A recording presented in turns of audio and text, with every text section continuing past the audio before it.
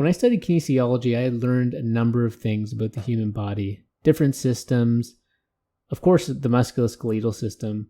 But one area I definitely did not touch on was a system called the endocrine system, which is all about our hormones. I read a book recently called Woman Code, and it really changed my perspective of what women have to go through. The inconsistency, the fluctuations in hormones that men just don't have to experience. And so for the longest time, I wanted to talk to my wife about this and just get a better understanding and share with all of you guys. So I hope you enjoy this episode.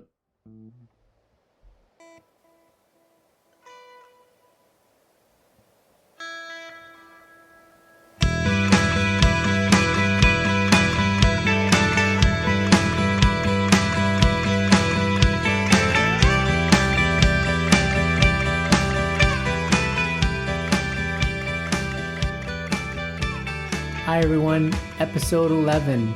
Welcome back to Two Nobodies. I'm Michelle Patel, and I'm really excited today because I have my very first guest. But before we start, I just want to thank everyone who has been listening to Two Nobodies. We are going to start posting on YouTube, which I'm really excited about.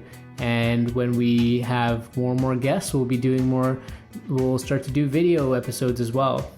Kyle's going to join us a little bit later in the episode. But to start off, I want to welcome my first guest. Her name is Dr. Michelle Patel. She's a naturopathic doctor practicing here in Edmonton.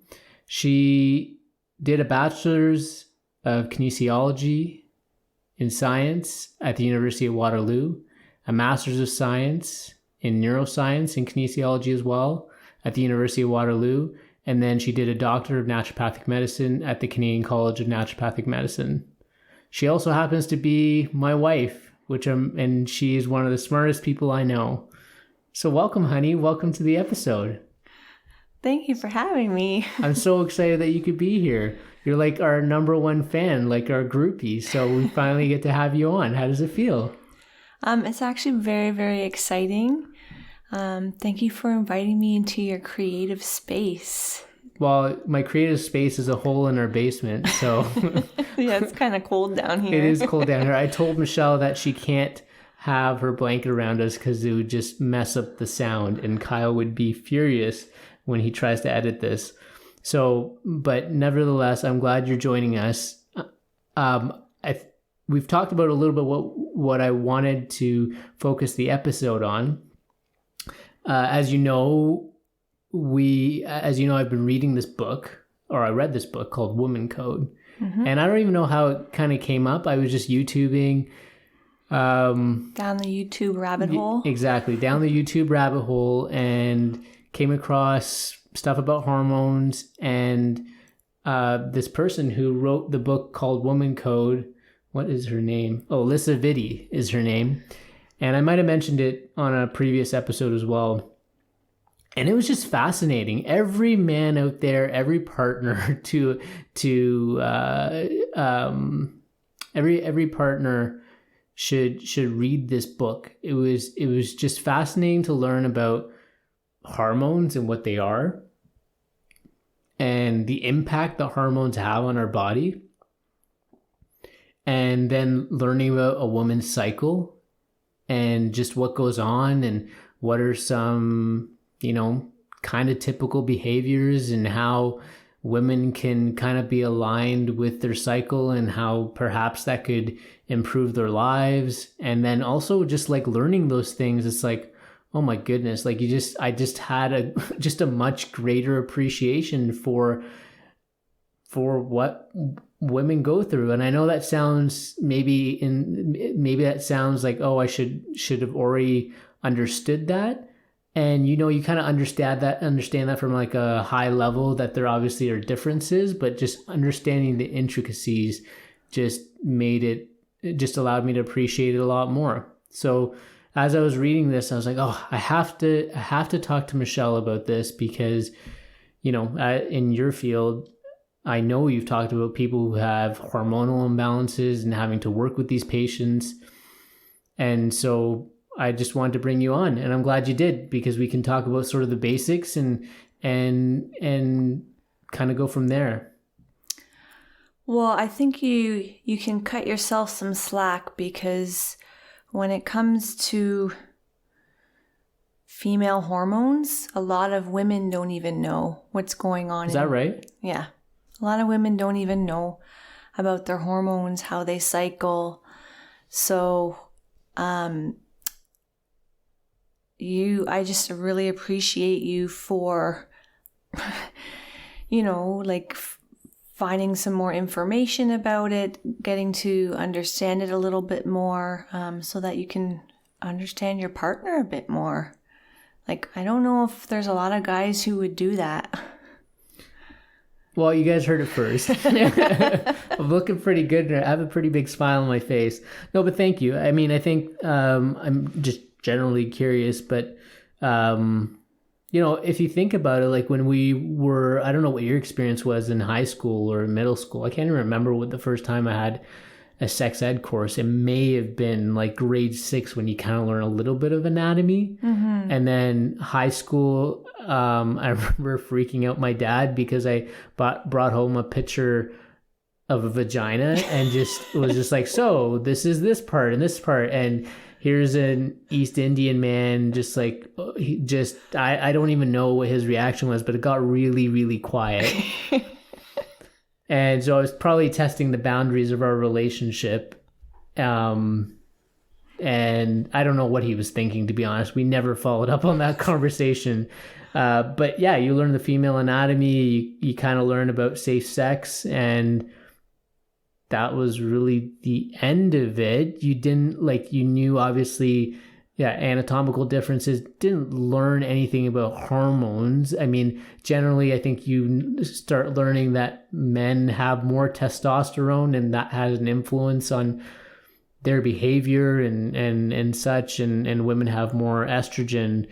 But I feel like there's so much more, especially after I read that book. It just opened my eyes. And I know you and I have kind of talked about these things. But what was your experience like in high school? Well, first of all, let me just say, knowing your dad, he probably would have turned that conversation into something spiritual. This is a lotus flower. Oh God, if he went that direction, I don't even know what I would have done. Maybe you would have been the silent one. I probably would have. Yeah.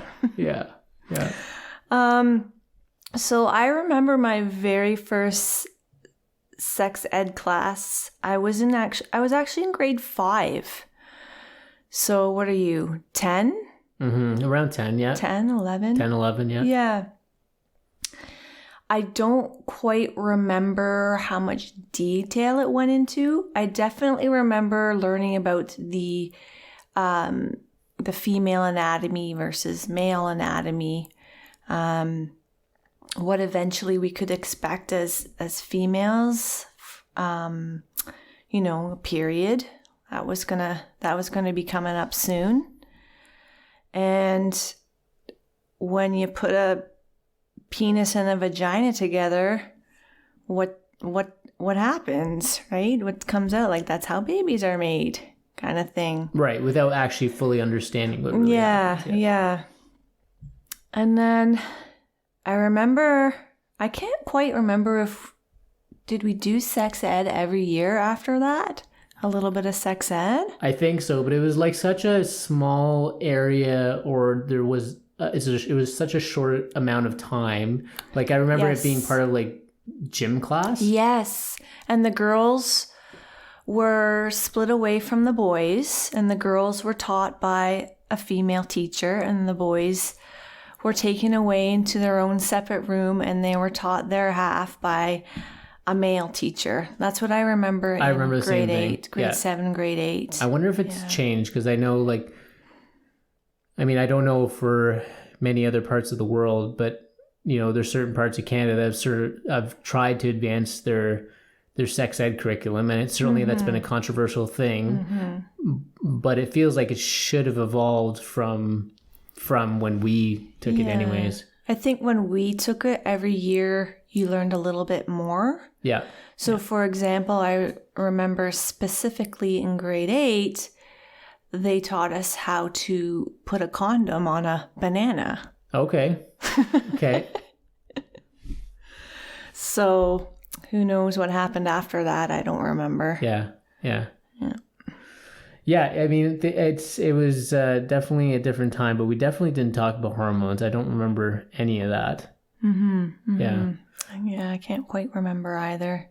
So now take me to, as a naturopathic doctor, first of all, we got to talk about what a naturopathic doctor is. Not because, of course, I know what a naturopathic doctor is, but I get this question from colleagues and peers many times, because people will nod, oh yeah, your wife is a naturopathic doctor. And then I always follow up with, do you actually know what that means? Yeah. And then they're like, no. So do you want to maybe just give a little bit of what an ND does, a little bit of a 101? Sure.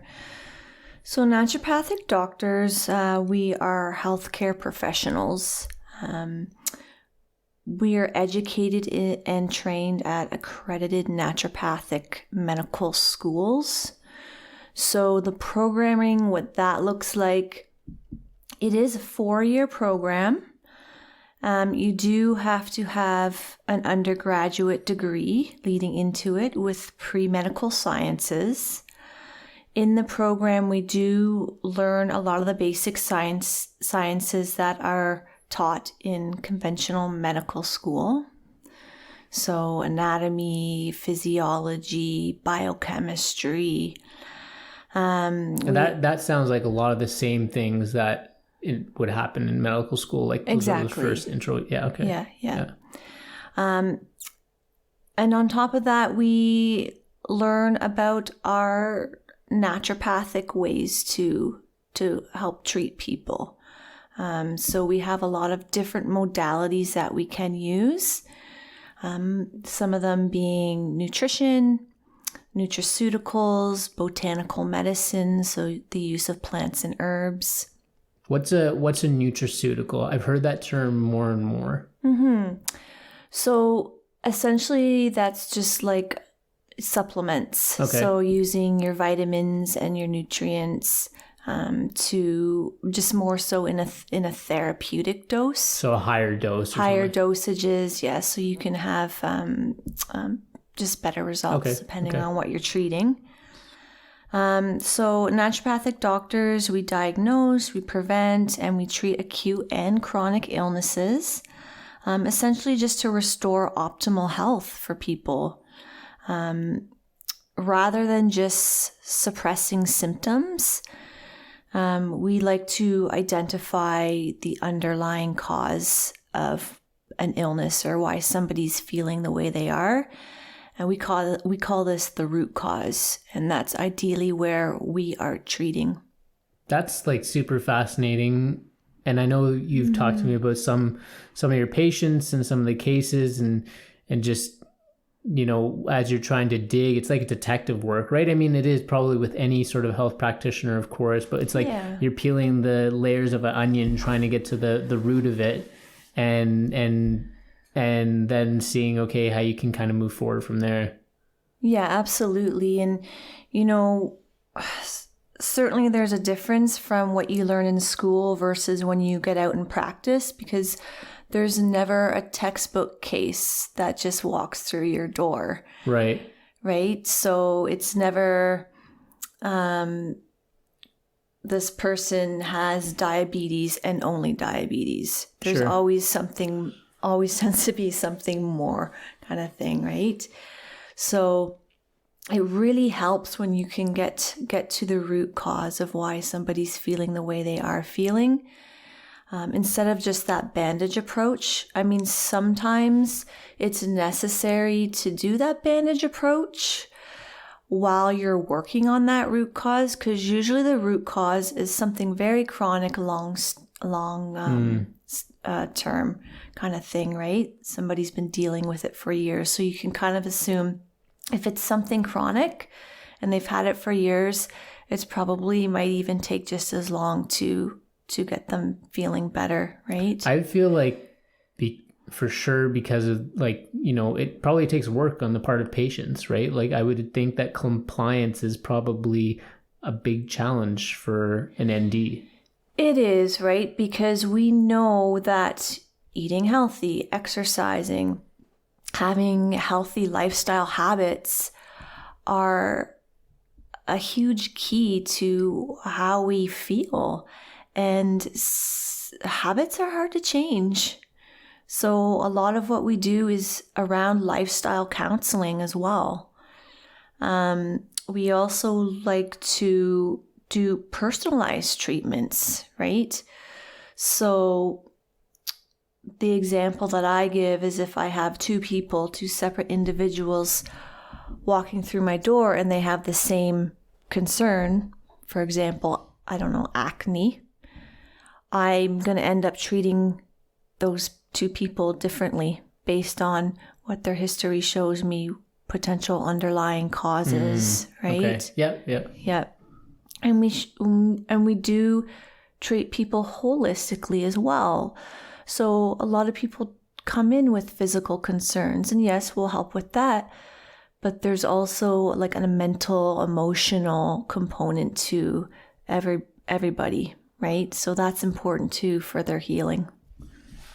It's like, I know obviously medical doctors have to think about it in the same way, but just like the fact that you're going in with a very strong holistic approach, it's almost like you can't ignore, like if there's a mental issue on top of a physical condition, because you're taking a holistic approach, you can't just say, okay, sort of one issue at a time, because that something, if something's wrong with their mental health, that it intersects with sort of the physical issue, then you have to address it in some way. You can't really separate the two. You can't really separate different systems in the body. I find that they're all connected. Right. And that's what I found, like when I took kinesiology, well, we took it pretty much at the same time, kind of a year apart, but just that systems approach, right? Like if you've got an issue with your ankle, the problem might be residing at your hip, right? Mm-hmm. And so you got to kind of look up the link, right? And so that's sort of how I think it. So take me to, I know, you did your bachelor's in science in kinesiology, then you went into a master's, and there's a little bit of a neuroscience component. Yeah. And then sort of what happened after that? Like when you're thinking about, okay, what's that next step? Were you interested in med school? Yes, I was. I was for a very, very long time. So what made me want to be a naturopathic doctor, I guess I always had wanted to be a doctor when I was 10 years old. Yeah. My dad passed away. Yeah. And pretty much since then, I had kind of put in the effort and kind of did what I had to do to get me to become a doctor, right? So I worked hard in school. I stepped up my grades. And then I did what I had to do to, get into university.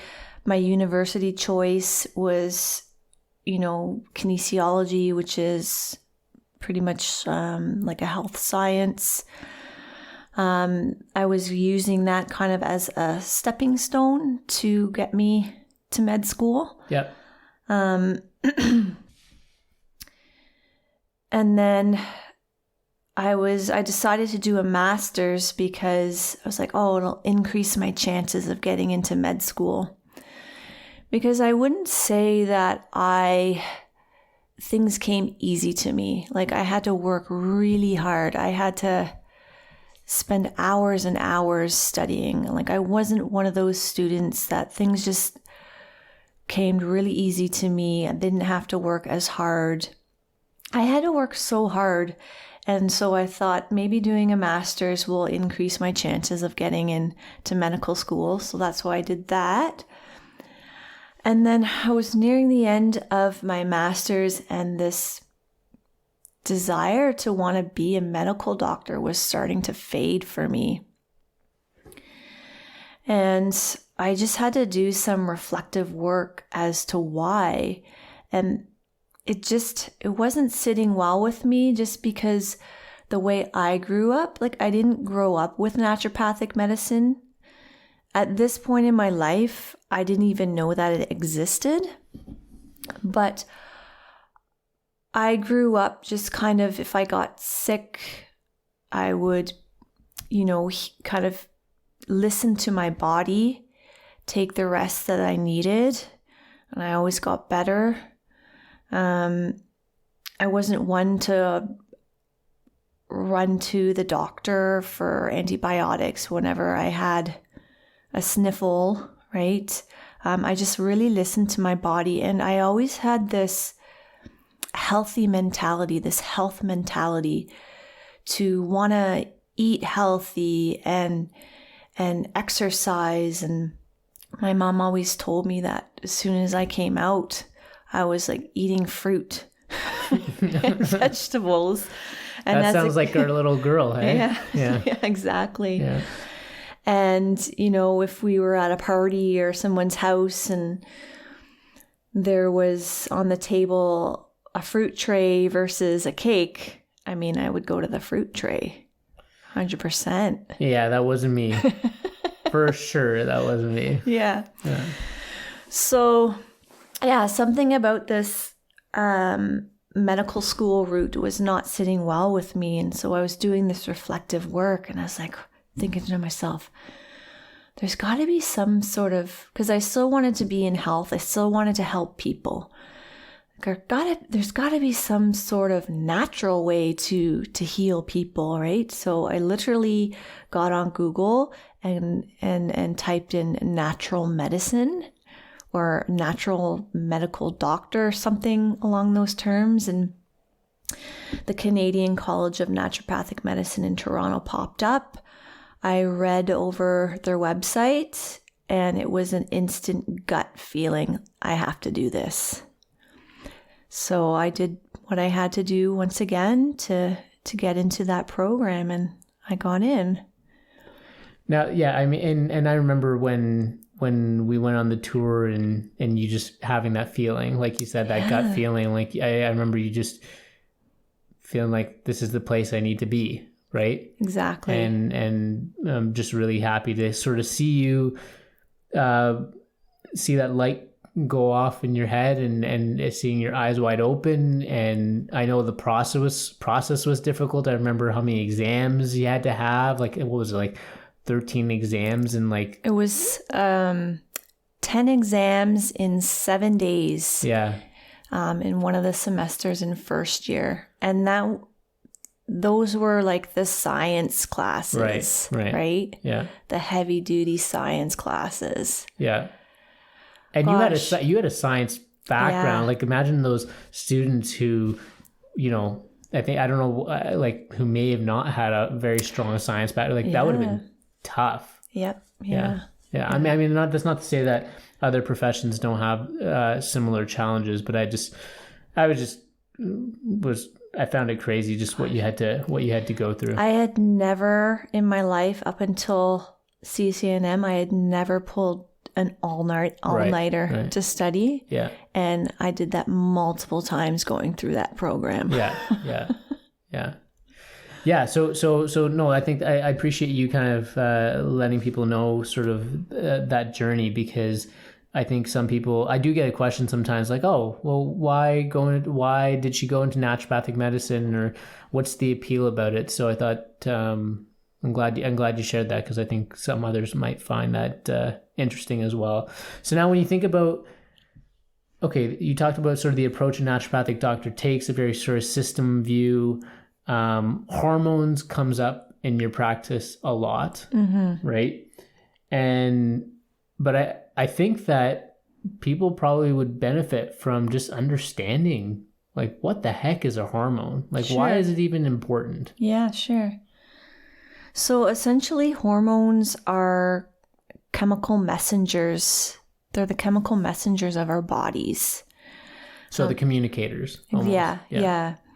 So it's their job to deliver certain messages to specific cells And then the cells kind of carry out that message or perform a certain task. So you can kind of, to use a metaphor, so if our circulatory system is like, so the blood vessels in our body is like a highway, the hormones are the cars kind of driving those highways, going to different destinations. Okay. Yeah. And it's like, so, and then I guess the cells, it's like if they are receiving these neurotransmitters, maybe some of these cells only have like a parking spot for a minivan or like a small car or something like that. Yeah, there's certain receptors that kind of, wave their little flags. I need you over here, kind of thing, right? So each hormone has a specific receptor on certain cells in the body that they attach to. And so by doing so, they help regulate certain biological activities within our bodies, some of them being like growth and reproduction, balancing water and electrolytes, and energy use and storage, so metabolism kind of thing. So, I mean, these are all important things. For sure. You can just see how important hormones are to our everyday functions. And so are there obviously there have to be certain places in the certain places in the body or organs that have to make these things, right? Like I would think maybe some parts in the brain or... Yeah, so there are certain organs or glands that are responsible for making hormones. So basically these organs make up what is called our endocrine system. Okay. So this is essentially the system that controls the hormones and tells your body what to do and when to do it. And so there are some main organs within this system. One of them is the hypothalamus. So this is a gland. It's located in your brain, like you mentioned. It uses information from your nervous system to determine when to tell other glands, such as the pituitary gland, which is another gland in your brain, to produce hormones. So pituitary is a gland that produces a lot of hormones in the brain. And so the hypothalamus controls many processes in our body, some being like mood, hunger and thirst, sleep patterns, and sexual function as well.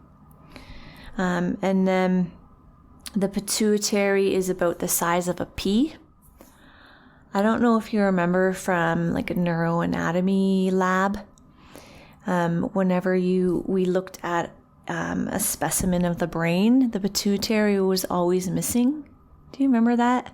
No. You could only see the stalk of the pituitary because it sits in like this bony crevice inside the brain, inside the skull, where every time you kind of try and take the brain out, it essentially gets damaged. Oh. Well, it's so small too, right? It's so small, yes. I don't remember that. For some reason, I always thought maybe I was thinking about a different spot, but no, that doesn't ring a bell, but that's interesting. That would make sense. So he's little, but he has a really big job. He makes hormones that control several other glands, such as the thyroid gland, adrenal glands, the ovaries, and the testicles. And it's in charge of many different functions, including how your body grows. So I understand, obviously, so what I'm hearing, obviously these things all kind of work together. Is there sort of like a master out of those organs? So that would be the guys up in your brain, kind of controlling everything. So pituitary and the hypothalamus. Okay. Yeah. Okay. So now when you think about, clearly everyone should care about their hormones. Clearly everyone should kind of care about their hormones. But when you think about like, should men and women kind of care about different things? Like, why should they even, like, why, like, tell me a little bit more about why men and women should care about their hormones. But it looks like I feel like I might have cut you off. You look like you're going to say some more. Oh, I just was going to mention a few of the other endocrine glands There's that more? you were asked about. Yeah. Oh my goodness. Yeah. Okay.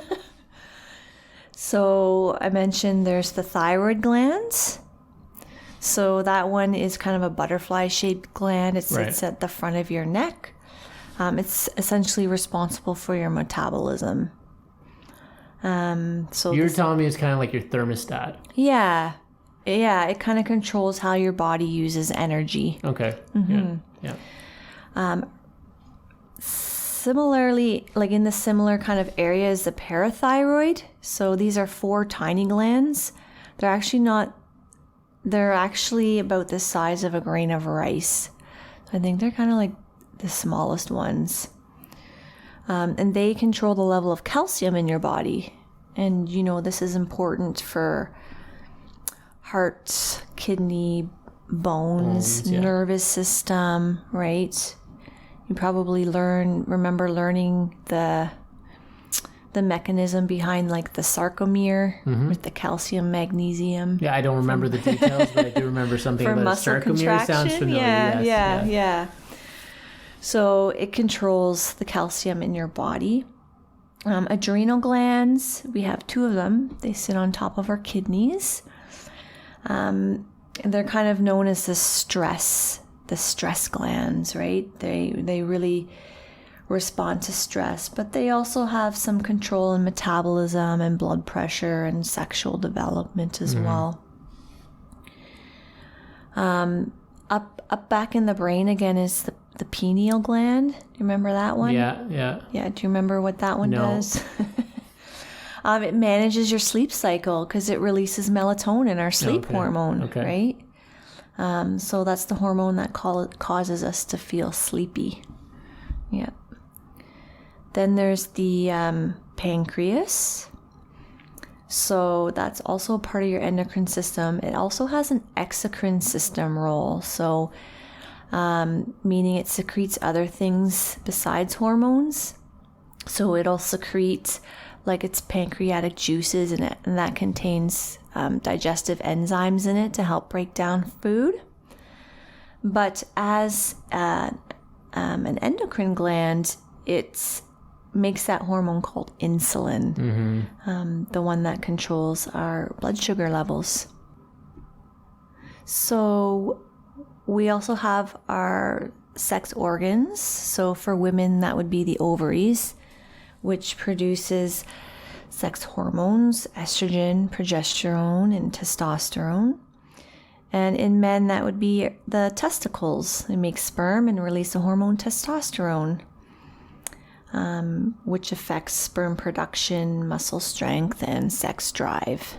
I feel like you're taking me back to the wonderful time of my bachelors, and I'm learning a ton in that regard. But you've made it really sort of practical, and I feel like it's way more intuitive than when I maybe learned about these things in school.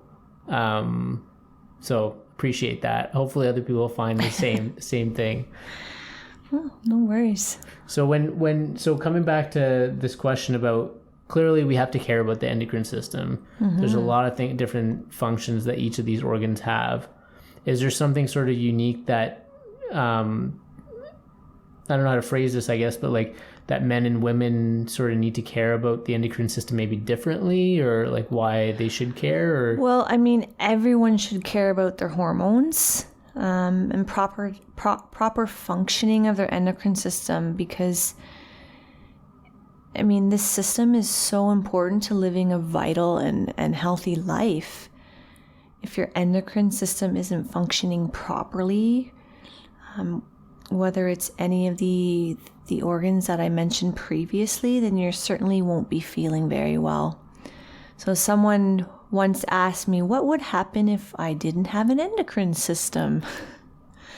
I mean, the only answer to that really is you'd probably cease to be alive, because, you wouldn't be able to regulate blood pressure or blood sugar. You couldn't grow, just so many things, right? So you can see why it is important to care about. So when it comes to your patients, then I can't imagine or maybe they do. Like, do you have patients who come in and say, hey, I feel like my estrogen is low, or do they just bring up like a broader concern and you do your detective work to kind of get to the hormones? Yeah, so more so the latter. They're coming in mainly with symptoms, certain complaints. And then, yes, I do my detective work. So I mainly see women in my practice. Like if I do see a male, it's likely because their wife has made them come in 9 times out of 10. So many times I'm already working with their wife and the wife will say to me, oh, I feel so much better. I need to bring in my husband. I'm like, yeah, sure. Bring them in. Right. But with the women, I mean, they know they have hormones because they deal with them on a monthly basis. Sure. Right. Yeah. Every time they get a period or if they're heading into menopause and they notice a change in their period or their moods or some other different symptom, they usually will say to me, something's wrong with my hormones, right? Something's off, right? But it's never usually more than that. So when I go through a health history with them, we identify certain symptoms. I can often take it a little bit further with them and say, you know, like, oh, you're experiencing this, and that, which can sometimes indicate too much estrogen or too much cortisol. And I just kind of explain those hormones to them. And then they're like, oh yeah, like that makes so much sense. And like, what are we going to do about it kind of thing, right? So, I mean, yeah, it's mostly symptoms that they come in with. And they're not going to come in like, oh, my estrogen's too high, right? So what's like the main concerns that you hear? Like, what are those main symptoms, would you say? Usually something around PMS. So, for example, I'm just like so irritable, like my kids and my husband, like I feel so sorry for them, or I got like major cramps, just really fatigued, fatigued all day long from morning till night, sleep doesn't make a difference. Yeah, so I mean, mainly they know about the sex hormones. They know of insulin because everyone's pretty aware of diabetes. Some people know that cortisol is our stress hormone. Some people don't, right? So I see different levels of knowledge on the topic. But part of being a naturopathic doctor in our oath that we take when we graduate is doctor as teacher. So that's why we spend so much time with our patients, because education is key. Education is power, especially around somebody's own health, right? That's probably like I said, you've made it really intuitive. Like it's probably because you've had to do that many times, like just explain these kind of things to your patients. Yeah. So I love it. It doesn't bother me to have to kind of explain things over and over again. It just makes me a better practitioner as well. Because some people have different levels of understanding too. So it's kind of like, well, if I explain it this way and they're still not getting it, well, I have to kind of figure out a different way of how to explain something to them. Yeah. So, yeah. So now thinking about the system as a whole, you have, I can't remember how many organs you mentioned. But I can't imagine that they wouldn't, I don't know, come out of balance, or that your endocrine system just wouldn't function properly or something like that. Like you brought the analogy of like the hormones are like the cars on the highway or whatever, right? You're going to have traffic jams. You're going to have people going the wrong way. I'm not saying that exactly happens in the endocrine system, but so like hormones can come out of balance, right? Like what are causes of that? So certainly you're right. Hormones can be out of balance. And when you have a hormonal imbalance, you can either have too much or too little of a certain hormone. And you have to keep in mind that the smallest change can have serious effects throughout your whole body, because it's your endocrine system's job to keep those hormones in a homeostasis, right? So it's a very, very fine balance. Now, some changes in hormones can naturally occur due to aging. So, for example, as men age, testosterone naturally decreases. Same with women as they age, estrogen, progesterone, that naturally decreases. Okay. And that's where you're going to get symptoms. But other reasons could be stress. I mean, we all have stress, medications, birth control. A big one is the environment, actually. Especially that probably surprises people, hey? Yeah, I mean, especially if you're exposed to endocrine disruptors. So these are chemicals that will interfere with the production, the release, and the transport, or even a proper elimination of our hormones. So these endocrine disruptors, they can occur in the air that we breathe, the water that we drink, the food that we eat, and the products that we put on our bodies. So can I just regurgitate that for a second? Sure. Like, in terms of, just back to your analogy, I guess, like, if the receptors are like the parking spots, and maybe the receptor is saying only, I don't know, only a Tesla can park here, but then all of a sudden you get a Toyota. No dig at the Toyotas, but then the Toyota would kind of be like the disruptor. Exactly. So what these endocrine disruptors do is they mimic our naturally occurring hormones. Okay. Yeah. And like you said, they can find that parking spot and mimic. And this can cause an overproduction or an underproduction of the actual hormones. So, I mean, some of the worst ones are actually found in dry cleaning chemicals. So if you're somebody who gets their clothes dry cleaned, probably not a good idea. A lot of them are found in skincare products. And what people don't realize is that whatever you put in your skin goes into your body.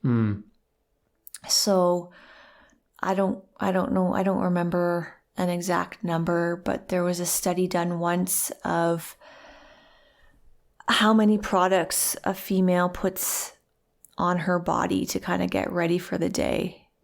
And it was a large amount. And if you're not using natural based products, just think of all that stuff that's going into your body, through your skin, into your blood, getting into these parking spots and kind of creating chaos. Yeah.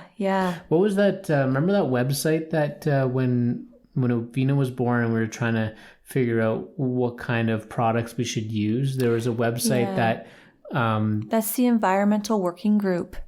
Right. And so maybe tell folks what that website does or what it's about. That's a really good website to go to if you want to see how clean something is.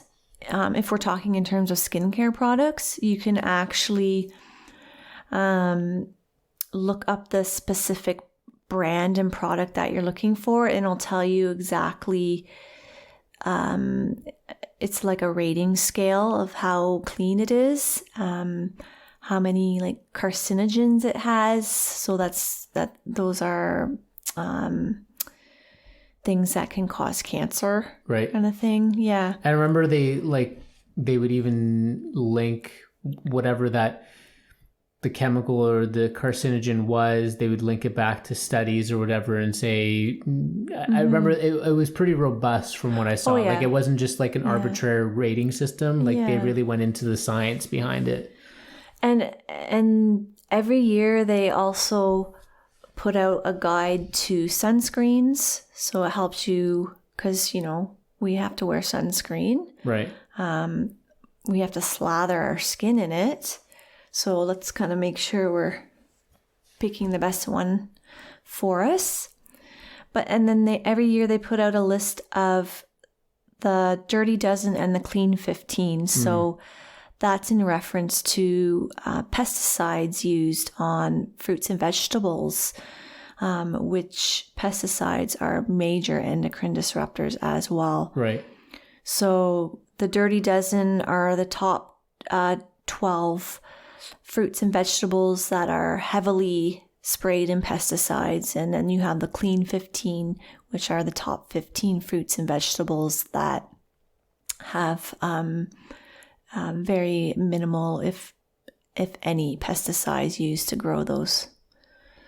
Yeah, I remember Michelle and I when we first, after we got married and we moved out here to Alberta and we'd go shopping, there was an app that we would use, like the Clean 50 and the Dirty Dozen, and we'd kind of try to shop by that, because sometimes buying organic is it's not sometimes, it is quite expensive. Yes. And so, especially here. Yeah. And so if you can buy the sort of Clean 15, then it may not have to be organic. That's sort of just because, again, we were trying to save our money and stuff. But yeah, and that's advice I always give to my patients when we're talking about hormones and how to kind of clean up those endocrine disruptors.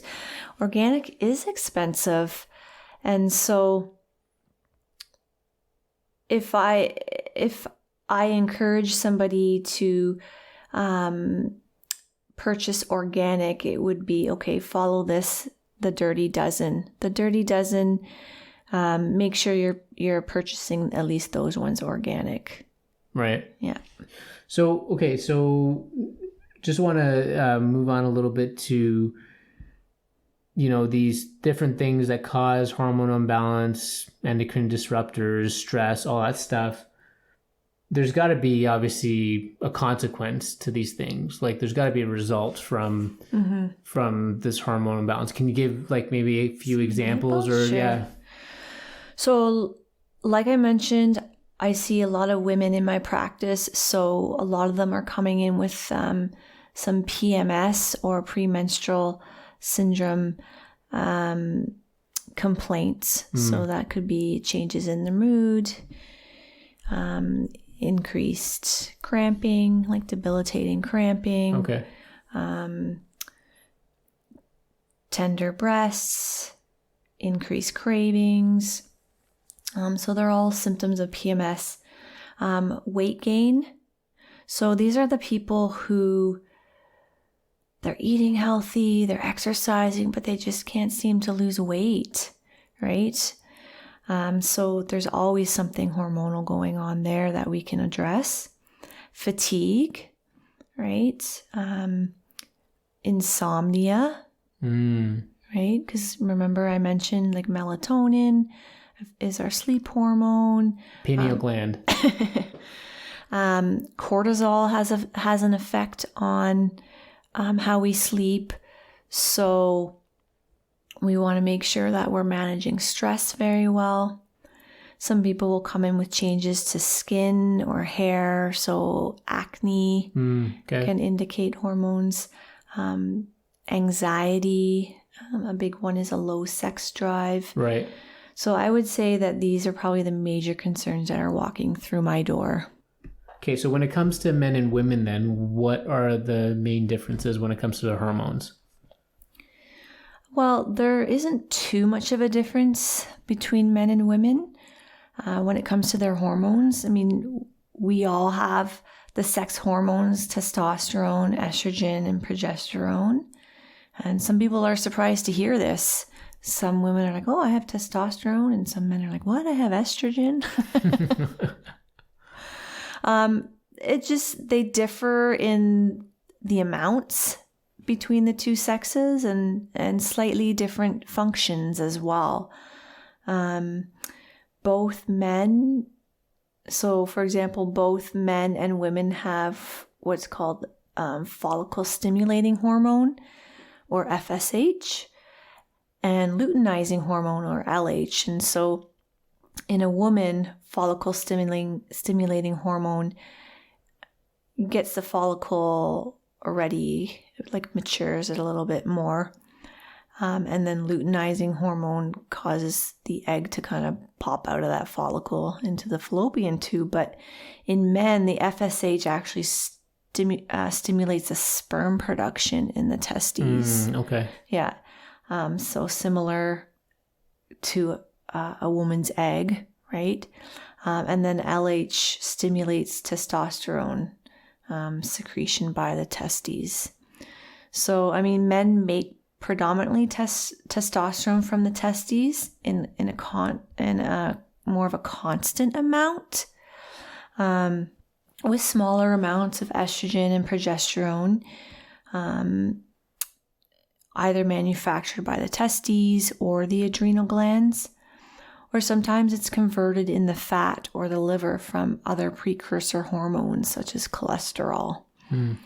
Whereas women produce mainly estrogen and progesterone from their ovaries, and more so in a cyclical pattern. So testosterone being more constant in males, and then estrogen, progesterone more cyclical, with a small amount of testosterone from the ovaries and the adrenal glands. So the word constant really stands out, because when I read Woman Code, that's what we're, I don't know, maybe empathy. I don't know if empathy is the right word, but for all the guys who are listening to this, like, as sort of Michelle said, like, our hormones don't fluctuate so much, right? Like, we're always kind of living with the same kind of profile. Would that be fair to say? Yes. For the most part? Yes. And that's why a lot of research is done on men, because simply put, a lot of research is not done on women because our hormones fluctuate too much. That makes sense. Yeah. I'm not saying that that's obviously right, but that makes sense to me.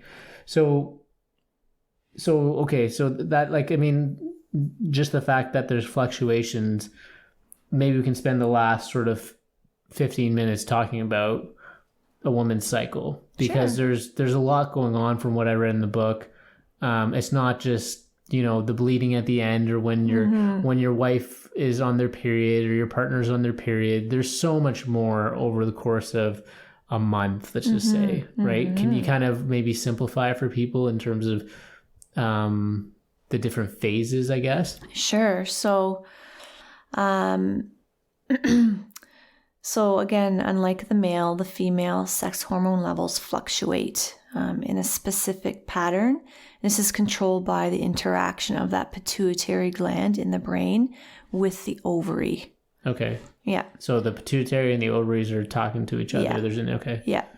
So, and a woman's cycle can pretty much be broken up into 4 phases. The first one being the follicular, or sometimes called the proliferative phase. That's followed by ovulation, which is followed by the luteal phase, and then you have your menstrual phase, or your period. So let me say follicular, ovulation, luteal, and menstrual. Yes. Okay. Got it. Okay.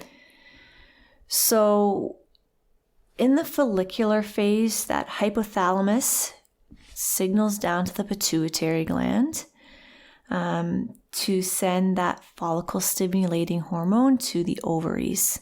Okay. This tells the ovaries to get ready to release an egg. Okay. So several egg follicles will kind of continue their maturation. They'll start to mature. Also during this phase, estrogen starts to increase because it starts to thicken the uterus lining. So that if an egg gets fertilized, it has a nice comfy pillow to kind of land on. Okay. Lots of times during this phase, women tend to have a lot more energy. During the follicular phase? Yes. Okay. Yeah. So, I mean, this is a great time for women to kind of use that energy, maybe to do some, stimulating projects at home or at work. You can use this energy to kind of exercise a little bit more intensely, kind of thing.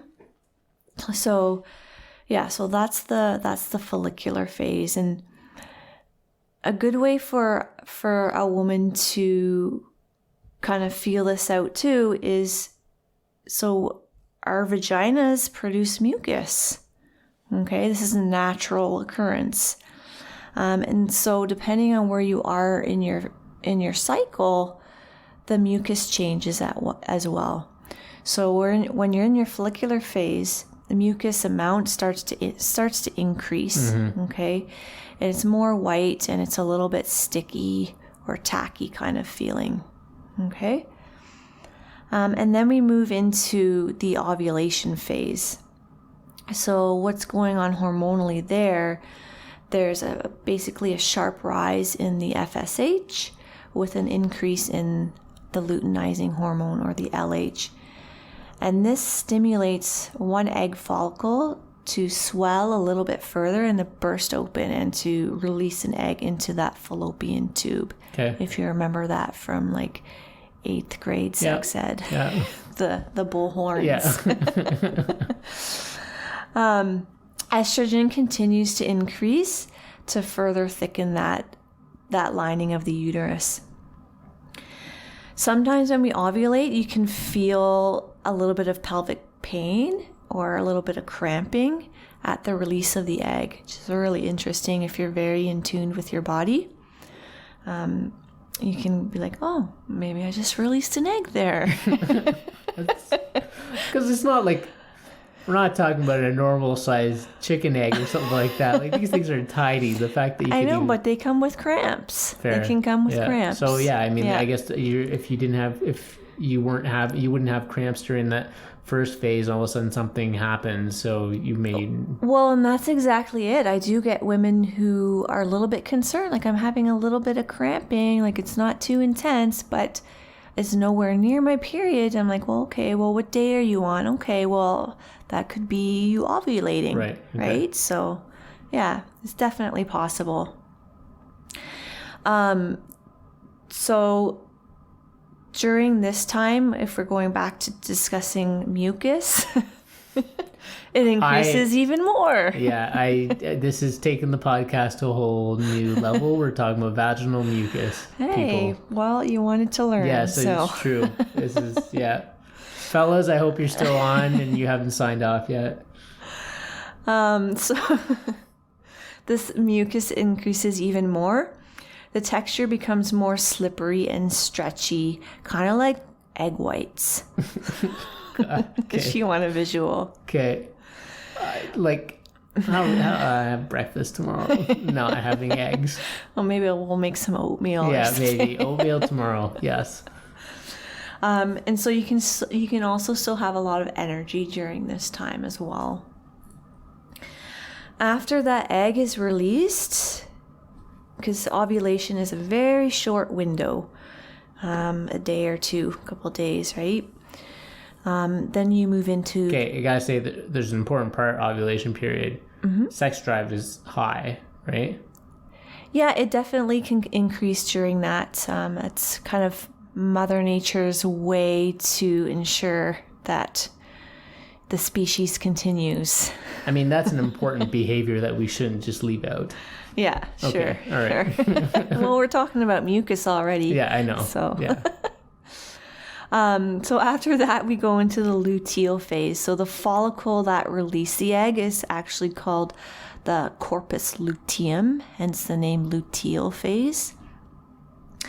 And so it grows on the surface of the ovary, and this starts to secrete progesterone. So that hormone, right? And so progesterone rises, it signals the body to kind of keep that uterus intact. Just in case that egg got fertilized and it's coming down to be implanted. So kind of like almost a last-ditch effort, just in... Mm-hmm. Okay, yep. And so, but if the egg has not been fertilized, like the corpus luteum will kind of get reabsorbed into the body. Obviously, by doing this, progesterone is going to decrease, which kind of moves into the menstrual cycle, because with a decrease in progesterone, then you start to shed your uterus lining. The female reproductive system is so much more dynamic than the male reproductive system. Like nothing gets reabsorbed in my body that I know of. Yeah, I don't know. I could be wrong, but it doesn't. Like, this sounds like a very dynamic. Like, I'm having slight visualizations of what this could look like, and I don't imagine anything in my testicles reabsorbing themselves. But nor would you want them. No, probably not. Yeah. Yeah. So usually from luteal to menstrual, energy is starting to be on the decline. As the body gets ready to kind of shed that uterus lining. I mean, it takes a lot of energy to do that. So we need to kind of focus our energy on that. PMS symptoms can start to occur as well. Maybe someone noticed some bloating or irritability, headaches or mood swings. And then we're getting into that menstrual cycle. So like I mentioned, progesterone drops off. We shed that uterine lining.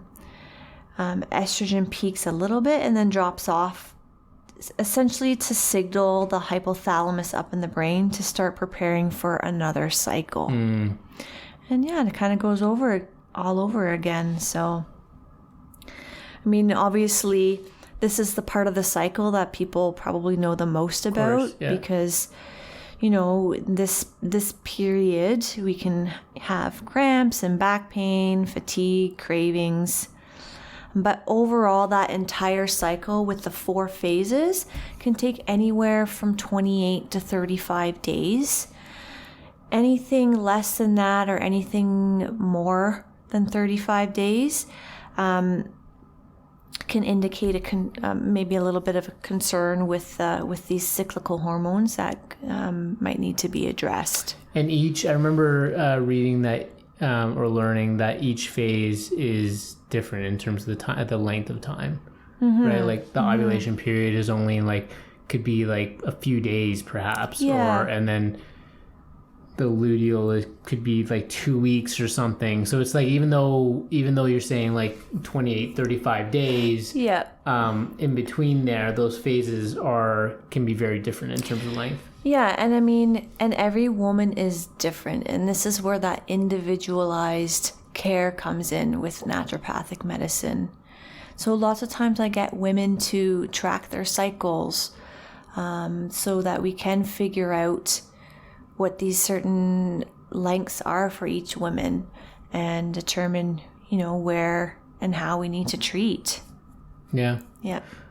I mean, I think hopefully people found this useful. I think we maybe went off on a little bit of a tangent and had a little fun there, but I don't know. I found it just really interesting again because for men it's not even close to being as dynamic, and there's not nearly as many changes, and so, you know, I can't even imagine every week, you know, perhaps behaviors may be shifting or things happening that would change the way I show up, or, you know, or having an influence on that. Like it's consistent all the time, and so it just gave me a much greater appreciation for what you go through as my partner. But just overall what women go through. So it leads me, I guess, to my sort of final question before I want to do a few rapid fire questions, if that's okay. Sure. So what would you say should be the takeaway for people from this conversation? I guess for everyone who's listening, I want them to be grateful for your endocrine system. That for sure is I mean, if you're someone who says you're grateful at the end of the day, maybe you add it to the list tonight. The other systems are just gonna crap out on you though. They're gonna be pissed off. Yeah, no, but totally makes sense. You can save those for another day. Yeah, I guess every day just say you're grateful for a certain. Yeah, I mean, so treat it kindly by keeping yourself healthy, you know, and definitely avoid those endocrine disruptors as much as possible. And I mean, we talked a lot about the women's hormones. So, I mean, for the women who are listening, get to know your cycle. Track your periods, recognize when there are shifts in your mood, your energy, or any PMS symptoms. Track your mucus. So, I mean, you can do this by, just wiping when you wipe with your toilet paper, you can just take a look at that toilet paper before you throw it away. If you're feeling more adventurous, you can even use your fingers, your middle and your index finger, and after washing, of course, insert, and you can actually get a proper feel of the texture of the mucus on your fingers, and that can tell you a lot about where you are in your cycle, especially if you're trying to get pregnant too, right? So if you know that ovulation mucus is a little bit more slippery and kind of that egg white consistency, then you're ovulating, so that's the time.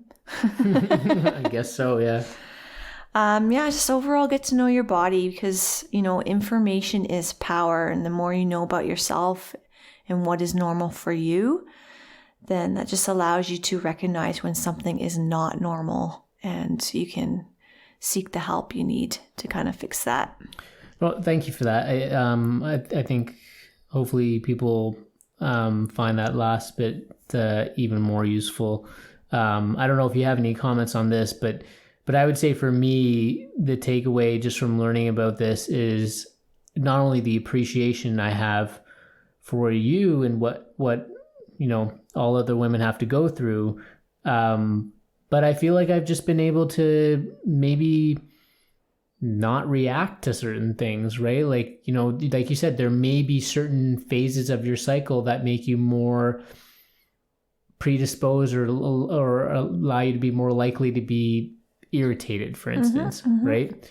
So if I ever notice that in you, and I have and I know that maybe you're in perhaps the last phase, like, it allows me just to kind of manage myself a little bit better and not to react or whatever. I don't know if that's a fair thing. Like, do you think that goes too far? But I mean, as long as you're not following your partners around with like a notebook and a pencil and making notes, and every time they have some sort of mood shift, you're like, oh, is that your hormones? What color is your mucus today?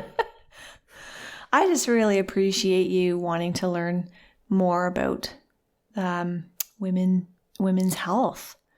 So we're gonna end it right there. No, thank you, Michelle. I appreciate you being on you're an honorary nobody today, so appreciate you being on the podcast.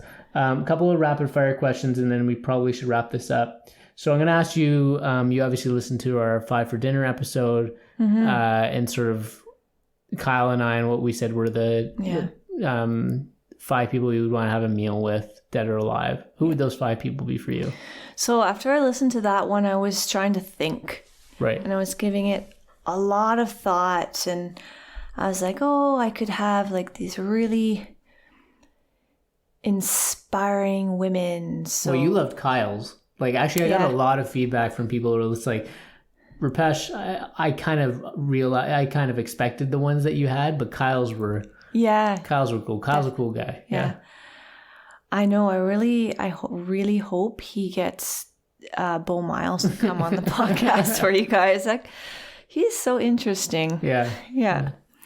But so I was trying to think, and I was like, I could think of like all these inspirational women. A table full of women would be amazing. So like Brene Brown, Michelle Obama, Glennon Doyle, Oprah, right? But then I know for sure I would absolutely have one of those people be my dad, 100%. And I don't know, just being the type of person I am, I would rather have an intimate conversation with somebody that I really know. And so I think I would rather have 5 dinners with my dad. That's pretty sweet. Yeah. That's pretty sweet. And you definitely expressed some vulnerability with letting folks know that your dad had passed away when you were very, very young. And I know how much he's meant to you, even though you didn't have many years with him. And man, how I would love to watch that listen to that conversation and watch that and be a fly on the wall. Because everything that you've told me about him and everything that your family has told me about him, he sounds like an incredible human being, and I feel very saddened that I never got to meet him and learn a ton of things about him. I am not good with my hands, and your dad from what I understand, was incredible. And so and then just also what you said about having the intimate conversations rather than it being a group kind of thing. Yes. That makes sense to me too, what I know about you. Yeah, I mean, like if I had that table of women, I probably would just have like Oprah asking all the questions. I would probably just be sitting there listening. And I mean, it would be good inspiration. You wouldn't want to be interviewed by Oprah? I'd be like, like deer caught in headlights. Yeah. So I probably, just being the person I am, I'm a really good listener. I would probably just sit back and listen to them. But I feel like I've read a lot of their books. I know so much already about what they would talk about, that just to have that time with my dad, because I've missed out on so much. I have a lot to learn about him, because there's so much that I missed, and then just what he's missed out on, I would just want to absolutely share that with him. That's really sweet. And it would take at least 5 dinners or more. Yeah, yeah, for sure. Yeah. We've had everyone around the world, for the most part, has had a tough year with the pandemic, and it continues, and it will continue for a little bit of time. But I found that it was kind of an opportunity, if things generally went well for your health, I guess, for people to take advantage and maybe improve themselves, perhaps. What would you say is something that maybe you worked on during this pandemic? I mean, there wasn't really anything new that I worked on. I know a lot of people took on new projects. But the pandemic has certainly allowed me the time and the focus to further projects that I had already started. And maybe I wasn't working on them as much before. So I got into a little bit of art. One of the bigger ones was gardening, which is like a newfound passion for me. And that passion just continues to grow. And certainly that pandemic had opened my eyes more to, food security and, the power that you gain by growing your own food, especially in a pandemic, and especially at the beginning where, people were hoarding toilet paper. It's like, oh, what if they start hoarding all the food, which did happen a little bit in some of I remember going to the grocery stores and there were some aisles that were pretty empty. Well, and sales of bidets went up too. Yeah. But the other thing that I'm very proud on, that I worked on a lot over the past year, is just myself. So like I mentioned, as a naturopathic doctor, I like to treat holistically. So not just the physical, but the mental, emotional as well. And so I do a lot of the physical stuff already, the eating healthy, the exercising. So I just took more time to do more reflection, to sit, to meditate, to be more grateful. And you can grow a lot from just being grateful, saying those gratefuls at the end of the day, right? I have a psychologist. I have a couple of them. That I've been seeing on a regular basis, and they have helped me tremendously. And I believe everyone should have a psychologist as part of their healthcare team. So there's definitely been a shift in my mental health for the positive over this time. And I'm not sure how many people can say that. For sure. I'm going to ask you an Oprah kind of question. Okay.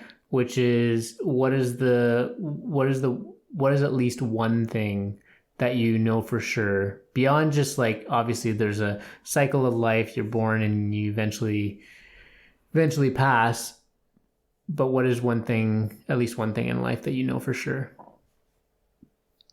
I'm going to tell you my mantra. Okay. One of my mantras that actually, I don't even know if I know this. This is an exclusive, guys. that I like to tell myself on a regular basis, and that's everything you want in life is on the other side of fear. That's a good one. Yeah. Now, I can't take credit for that. I read it somewhere. I don't know who the original quote is by, but when I read that, it just really spoke to me. I think all of us experience a lot of fear, especially over this past year. But it's important to recognize that we're strong enough. Like, we're strong enough, if not individually, to, reach out our hand to our partners, and collectively we're strong enough to get through what we need to get through. Well, that's just a really great way to sort of end our conversation. I just want to thank you so much again. People don't know, I obviously know Michelle incredibly well, and how hard it can be for her to want to just socialize and talk, and for you to, bring yourself up and show some courage and be vulnerable in our talk. It just speaks volumes about you.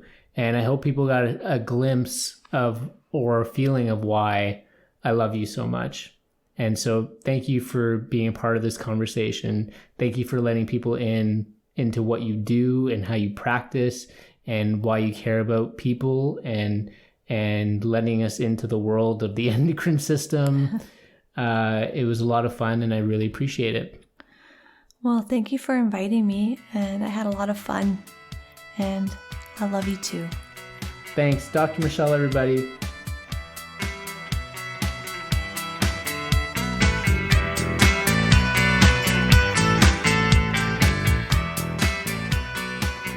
So I'm back with the main nobody here, Kyle. How did you enjoy that conversation? What were your thoughts? It was good. I, for a bit of context around this episode, I was the one that was uncomfortable with this topic. When we initially had started thinking about episodes that we wanted to do, you had brought up this book. Yeah. And how you wanted to do an episode with it. And I think initially we wanted it just to be the two of us talking about it. And I was a little uncomfortable with that because I could see a scenario where a couple of guys talking about women's monthly cycles on a podcast could maybe come across, if you didn't do it correctly, it could come across as maybe mansplaining like periods to women or something. And so I was a little hesitant, certainly, to kind of talk about it. And then you came up with the idea. I was gonna say, I was pretty naive. I was the one who was naive to the optics of that. Like, you had said that, and I was thinking, no. Like, people are going to be like, you got two men who are being very empathetic, trying to understand things, and so yeah. Anyways, that probably wouldn't have worked out either. Yeah, well, it could have if we had done it very carefully, I think. And even if we, approach the conversation in good faith, I think it's easy to come across as, you'd be like, so there you go, women, that's what your periods are all about. And, you're welcome. Like that. I mean, that would look pretty stupid, I think. So I was really happy with how you decided to kind of pursue that conversation with your wife, who is a doctor. I thought she did a great job of explaining it, particularly for me, who probably needed a refresher of whatever it is, grade 5 sex ed. On generally how the body works and what a hormone is and why the endocrine system is important and all that stuff. And she did that wonderfully, I thought. So I was really, really happy with with how you guys were able to have that conversation and be in a space, and your relationship too, I think really helped kind of foster that conversation. And it was, I actually really enjoyed it. I will say, I actually really enjoyed the part where she talked in depth about being a naturopathic doctor and sort of the differences between that and maybe a traditional MD and her Right. kind of motivations for pursuing that. That was nice. My mom owned a health food store when I was growing up. And so a lot of what Michelle said sort of resonated with me. And so I really appreciated her contribution from that. And a lot of talk about mucus. There was more I did not know we were going to go that way. That just, that was Michelle. Like, yeah, anyway. But I mean, it's incredibly, I mean, I don't know, but it seemed pretty helpful to me because a lot of that really, if you wanted to sort of, if you were a woman or if I was a woman and wanted to understand a little bit more about my monthly cycle and maybe some things to look for to understand what part of my cycle I'm in, that's a pretty helpful way to do it. But oh man, there's a lot of talk about mucus. But all in all, I thought now you kind of get a feeling of what goes on in our household. Eh? All we talk about is poop and mucus. oh, just mucus like egg whites or whatever. I had eggs for dinner too. I mean, that's yeah, great. Yeah. So anyways, I don't want to brag. It's pretty easy for me to follow because I have a 2-year diploma in kinesiology, and I did have to take at least 2 anatomy classes. So I'm basically a doctor. So it was very easy for me to follow along. So I know it was probably harder for you because you don't have that specific training. I know that like you're a kinesiologist and all that stuff, but I went to a pretty prestigious academy. Yeah. So no, ours was science. Ours was science based. I think yours was arts based. Mine was right, like that. So my formal diploma. So yeah, you definitely have the background. Yeah, no, totally. Yeah, sure. I mean, I don't want to say expert, but my formal diploma is in sport management. So right. I'll let people draw their own conclusions on that one. Yeah. All kidding aside, though, I thought it was a conversation that was very informative, and you guys both came to it from a place of good faith, and I think that the result was great. And I don't know how to say this, but I'm happy I wasn't there because I think I would have taken away from the conversation a little bit. I think that a lot of it had to do with the rapport that you and your wife have. I enjoyed it. Good work, you two, and hopefully listeners find it helpful. Yeah. Wasn't it kind of crazy that, what was your experience in high school? And like, was it kind of similar to the way Michelle and I described it? Like you really just didn't learn that much, and definitely like from a hormone standpoint, and like also like the separation of like the guys and the girls. And I remember much more of my middle school experience with sex ed. I had a woman teach me sex ed. I do remember that, but it was very much, sort of the 101, which it should be, right? I mean, that makes sense. I don't remember much about it, and I don't remember it having a huge impact on the way that I viewed puberty or anything like that. But that could also be attributed to the fact that I was in whatever, grade 6 or 7, and I mean, I wasn't paying attention to half my classes in anyway, so... and then high school, I don't remember really talking about that much at all. I mean, I did all my sciences, and I don't remember covering that much at all, but that also could be me not paying attention in class either. So I was pretty ignorant to it. I mean, as I said, I do have formal training. I'm basically a doctor. So a lot of that, I do actually remember talking about a lot of that stuff in my anatomy classes and my physiology classes that I did take and probably passed with 50.1%. But so that kind of rang a bell, but the way that Michelle laid it out was super easy to digest, and it just made a lot of sense. Yeah. Great. Well, I'm glad that worked out and we found the right balance. And I thought it was a really great conversation. I mean, Michelle and I have obviously talked about this, and she's sort of validated things I read in the book and things that maybe are a little bit maybe not so true or whatever, but for the most part she found that book very accurate and sort of aligned with what she learned, and so I'm glad that she was able to make sense for people who didn't understand things, and it was also just like really interesting to always hear that a lot of her patients are not even aware of their own cycles, like, and the different phases, right? Like I always just thought it was not that it was just the menstrual phase, but like that was just like a major component of it. But just the fact that every week Like that was the thing that stood out for me Yeah. when I first read that book, and then obviously talking to Michelle about it. But like every week, like your hormones are changing. Like you and I do not face these challenges at all. Like we have a stable hormonal profile that,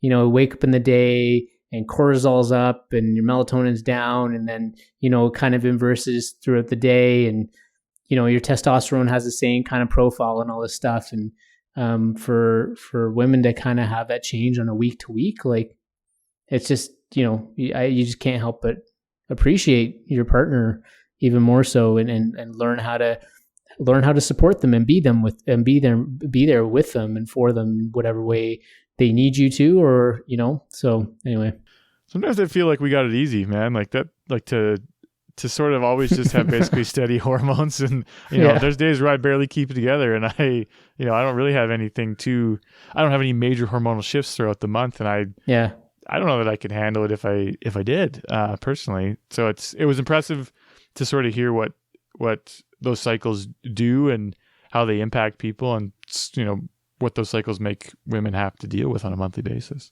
For sure. I mean, we're crybabies when we get this typical cold, right? Like the man cold. I mean, you know, we're just pretty useless. Wimps. Just huge wimps. Yeah. Okay. Yeah. Well, I'm glad that we were able to do that episode. You are down to pretty much crunch time now for you. Yeah. So this will be one of the last episodes. Well, so we have a couple episodes lined up here that I'll be involved with a little bit, but I'll be taking a bit of a hiatus to kind of focus on family for a bit. And yeah, you know, fingers crossed from here on out. Hope things go well, and I'm excited to kind of rejoin the podcast when it makes sense for my family. Sounds good. Okay, well, I guess with that, we'll just probably end this conversation now. Perfect. Well, thank you, and salutations. Appreciate you, buddy. Okay, buddy. Appreciate you. Thanks a lot. See you. Bye. Yeah, bye.